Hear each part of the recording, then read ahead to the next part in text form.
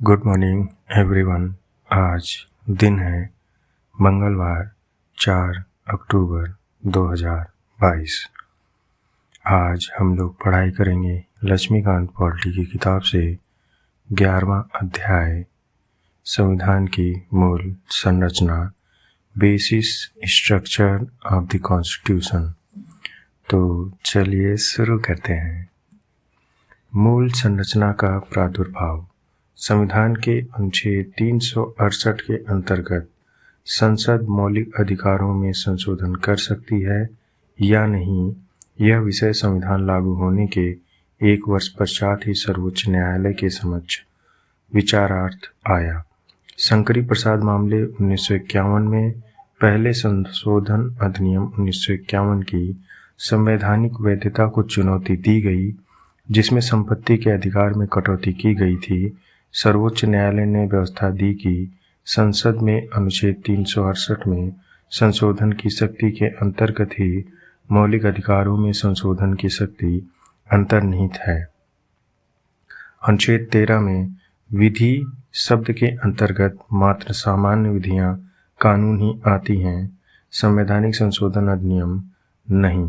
इसलिए संसद संविधान संशोधन अधिनियम पारित कराकर भौतिक अधिकारों को संक्षिप्त कर सकती है अथवा किसी मौलिक अधिकार को वापस ले सकती है। लेकिन गोलकनाथ मामले 1967 में सर्वोच्च न्यायालय ने अपनी पहली वाली स्थिति बदल ली। इस मामले में 17वें संशोधन अधिनियम 1964 की संवैधानिक वैधता को चुनौती दी गई थी, जिसमें 9वीं अनुसूची में राज्य द्वारा की जाने वाली कुछ कार्रवाइयों को जोड़ दिया गया था। सर्वोच्च न्यायालय ने व्यवस्था दी कि मौलिक अधिकारों को लोकोत्तर तथा अपरिवर्तनीय स्थान प्राप्त है। इसीलिए संसद मौलिक अधिकारों में न तो कटौती कर सकती है, न किसी भौतिक अधिकार को वापस ले सकती है। संवैधानिक संशोधन अधिनियम की अनुच्छेद 13 के आशयों के अंतर्गत एक कानून है और इसीलिए किसी भी मौलिक अधिकार का उल्लंघन करने में सक्षम नहीं है।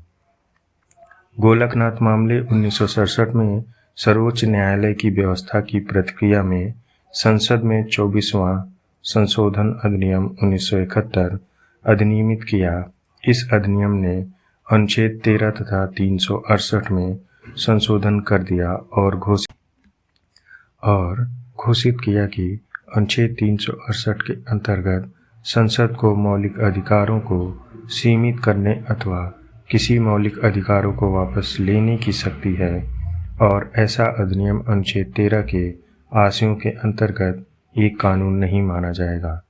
हालांकि केशवानंद भारती मामले 1973 में सर्वोच्च न्यायालय ने गोलकनाथ मामले में अपने निर्णय को प्रत्यादिष्ट ओवररूल कर दिया। इसने 24वें संविधान संशोधन अधिनियम 1971 की वैधता को बहाल रखा और व्यवस्था दी कि संसद मौलिक अधिकारों को सीमित कर सकती है अथवा किसी अधिकार को वापस ले सकती है। साथ ही सर्वोच्च न्यायालय ने एक सिद्धांत दिया संविधान की मूल संरचना का। इसने व्यवस्था दी कि अनुच्छेद 368 के अंतर्गत संसद के संवैधानिक अधिकार उसे संविधान की मूल संरचना को ही बदलने की शक्ति नहीं देते।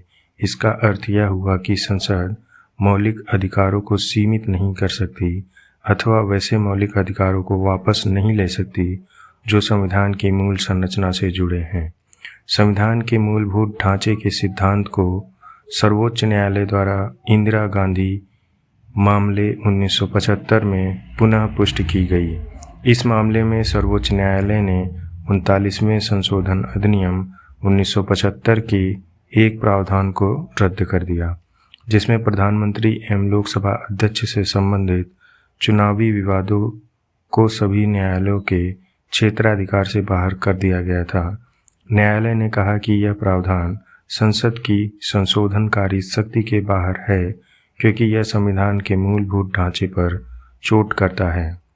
पुनः न्यायपालिका द्वारा नव आविष्कृत इस मूल संरचना के सिद्धांत की प्रतिक्रिया में संसद ने 42वां संविधान संशोधन अधिनियम पारित कर दिया।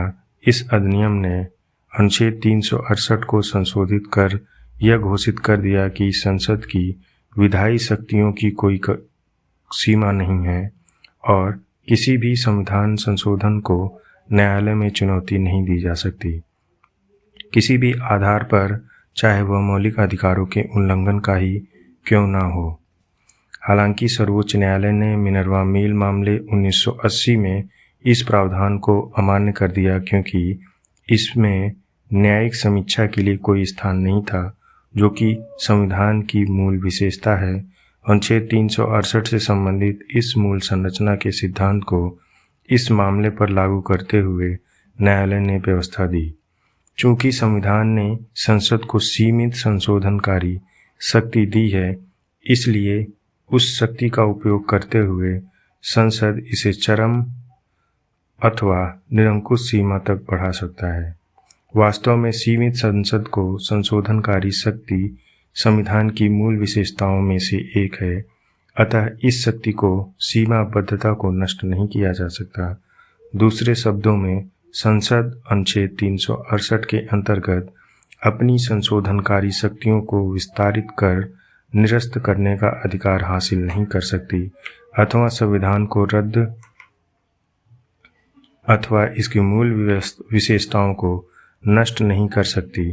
सीमित शक्ति का अदाता उस शक्ति का उपयोग करते हुए सीमित शक्ति को असीमित शक्ति में नहीं बदल सकता। पुनः वामनराव मामले 1981 में सर्वोच्च न्यायालय ने मूल संरचना के सिद्धांत को मानते हुए स्पष्ट किया कि यह 24 अप्रैल 1929 अर्थात केशवानंद भारती मामले में फैसले के दिन के बाद अधिनियमित संविधान संशोधन पर लागू होगा। मूल संरचना के तत्व। वर्तमान स्थिति यह है कि संसद अनुच्छेद 368 के अधीन संविधान के किसी भी भाग मौलिक अधिकारों सहित में संशोधन कर सकती है, बशर्ते कि इससे संविधान की मूल संरचना प्रभावित न हो। तथापि सर्वोच्च न्यायालय द्वारा यह स्पष्ट किया जाना है कि मूल संरचना के घटक कौन से हैं। विभिन्न फैसलों के आधार पर निम्नलिखित की मूल संरचना अथवा इसके तत्वों, अवयवों, घटकों के रूप में पहचान की जा सकती है। पहला, संविधान की सर्वोच्चता। दूसरा, भारतीय राजनीति की सार्वभौम लोकतांत्रिक तथा गणराज्यात्मक प्रकृति। तीसरा, संविधान का धर्मनिरपेक्ष चरित्र। चौथा, विधायिका, कार्यपालिका तथा न्यायपालिका के बीच शक्ति का विभाजन। पांचवा, संविधान का संघीय स्वरूप। छठा, राष्ट्र की एकता एवं अखंडता।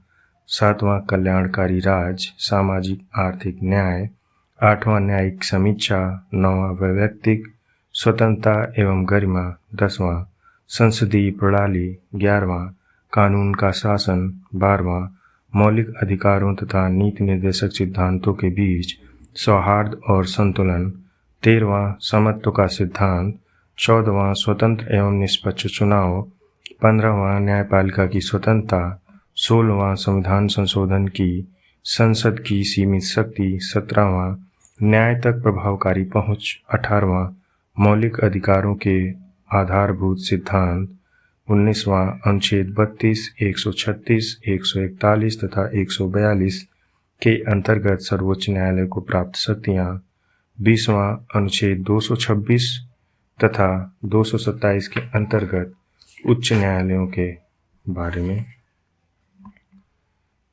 इसी के साथ हमारा 10वां अध्याय कंप्लीट होता है। अगली बार हम लोग पॉलिटी के अध्याय 11वें में पढ़ाई करेंगे, संसदीय व्यवस्था, पार्लियामेंट्री सिस्टम। तब तक के लिए धन्यवाद।